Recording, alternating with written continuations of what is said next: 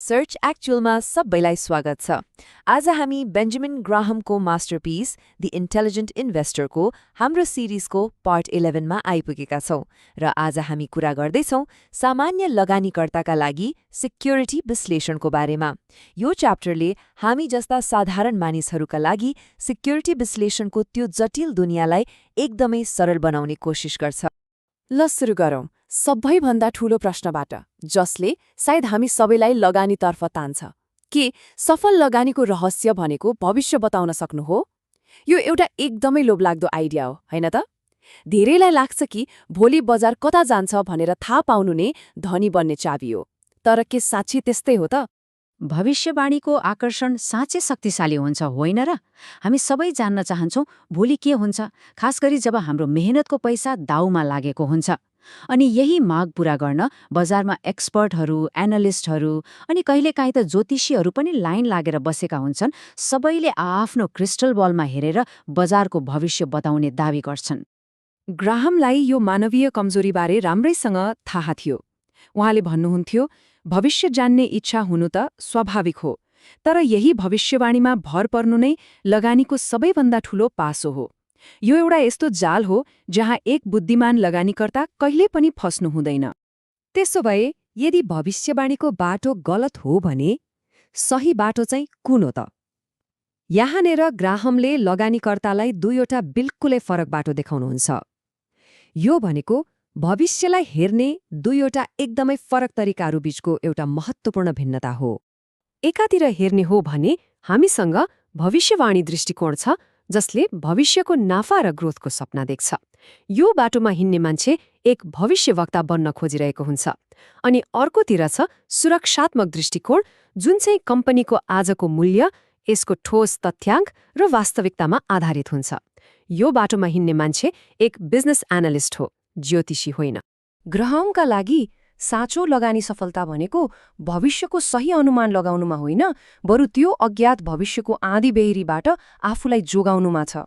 यो एउटा यति पावरफुल आइडिया हो नि, जसले लगानीलाई हेर्ने हाम्रो पुरै नजरिया नै बदलिदिन सक्छ। ल ठिक छ, सिद्धान्तको कुरा त भयो। अब एउटा प्र्याक्टिकल टुलको बारेमा कुरा गरौँ।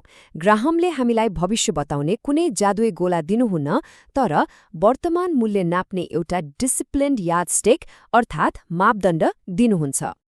अब यो फर्मुला हेर्दा अलिकति कम्प्लेक्स लाग्न सक्छ, तर यसको कन्सेप्ट एकदमै सिम्पल छ। यसले कम्पनीको अहिलेको अर्निङबाट सुरु गर्छ र त्यसपछि एक्सपेक्टेड ग्रोथका लागि एकदमै सावधानीपूर्वक एउटा प्रिमियम थप्छ। यहाँ 8.5 भनेको शून्य ग्रोथ भएको कम्पनीको बेस पी रेशियो हो भने 2Gले चाहिँ ग्रोथका लागि एउटा लजिकल मल्टिप्लायर थप्छ। यो भविष्यको आशामा गरिएको अन्धाधुन्ध अनुमान होइन, यो त वर्तमानको वास्तविकतामा आधारित एउटा हिसाब हो।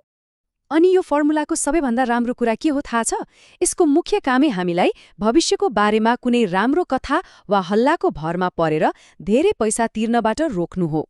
यो डिसिप्लिन र वास्तविकताको एउटा शक्तिशाली हतियार हो। तर सुरक्षा भनेको फर्मुला र नम्बरमा मात्रै सीमित हुँदैन है। जेसन ज्वाइको कमेन्ट्यारीमा उहाँले कम्पनीको कम्पेरिटिभ एडभान्टेज अर्थात् प्रतिस्पर्धात्मक लाभको एउटा क्वालिटेटिभ कन्सेप्टबारे चर्चा गर्नुहुन्छ, जसलाई मोट भनिन्छ। यो महलको एनालोजी त एकदमै पर्फेक्ट छ, हैन त? जसरी एउटा खाडलले महललाई शत्रुहरूबाट बचाउँछ, ठ्याक्कै त्यसरी नै एउटा बलियो मोटले कम्पनीको नाफालाई कम्पिटिटरहरूबाट सुरक्षित राख्छ। यी उदाहरणहरूले मोटको कन्सेप्टलाई अझै प्रष्ट पार्छन्। अब सोच्नुस् त, हार्ली डेभिडसनको ब्रान्डप्रतिको त्यो गहिरो लयल्टी, कोका कोलाको दशकौं पुरानो सिक्रेट फर्मुला वा जिलेटको विशाल उत्पादन क्षमता, यी सबै यस्ता दिगो फाइदाहरू हुन् जसलाई कम्पिटिटरहरूले सजिलै कपी गर्न सक्दैनन्। त्यसैले एउटा बलियो मोट पत्ता लगाउनु भनेको प्रोटेक्टिभ एनालिसिसको एकदमै महत्त्वपूर्ण हिस्सा हो। यसले ग्राहमको नम्बर बेस्ड कामलाई कम्प्लिमेन्ट गर्छ र हाम्रो लगानीको डिसिजनलाई अझ बलियो र सुरक्षित बनाउँछ। ल, अब यी सबै कुराहरूलाई एकै ठाउँमा जोडेर हेरौँ। त्यसो भए एउटा इन्टेलिजेन्ट लगानीकर्ताको साँचो काम के हो त? पक्कै पनि भविष्यवक्ता बन्नु त होइन। ग्राहमको यो भनाइले के कुरामा जोड दिन्छ भने लगानी भनेको कम्प्लेक्स र स्पेकुलेटिभ म्याथमेटिकल मोडलहरूमा होइन, बरु सिम्पल लजिक र प्रुभन प्रिन्सिपलहरूमा आधारित हुनुपर्छ। जब कुनै एनालिसिस बुझ्न नसकिने गरी जटिल हुन्छ त्यो बेला बुझ्नुस् त्यहाँ अनुमानलाई लगानीको भेषमा प्रस्तुत गर्ने प्रयास मात्रै भइरहेको छ। यो स्लाइडले पुरै फिलोसोफीलाई सारांशमा बताउँछ। एक लगानीकर्ता यथार्थवादी हो जसले उचित मूल्यमा बिजनेस किन्छ, भविष्यमाथि जुवा खेल्ने भविष्यवक्ता होइन। यो भनेको एनालाइसिस, डिसिप्लिन र पेशेन्सको खेल हो, प्रिडिक्सन र लकको होइन। ल, म यो विश्लेषणलाई यही एउटा गहिरो प्रश्नमा छोड्न चाहन्छु। सायद बजारको बारेमा आफ्नो अज्ञानतालाई स्वीकार्नु र त्यसबाट आफूलाई जोगाउने उपाय खोज्नु नै सबैभन्दा बुद्धिमानी कदम हो। प्रोटेक्टिभ इन्भेस्टिङको पुरै सन्देश नै यही हो। तपाईलाई यो विश्लेषण कस्तो लाग्यो कमेन्टमा अवश्य बताउनुहोला र यस्तै कन्टेन्टको लागि लाइक र सब्स्क्राइब गर्न नबिर्सनुहोला। हामी अर्को भिडियोमा भेट्नेछौँ।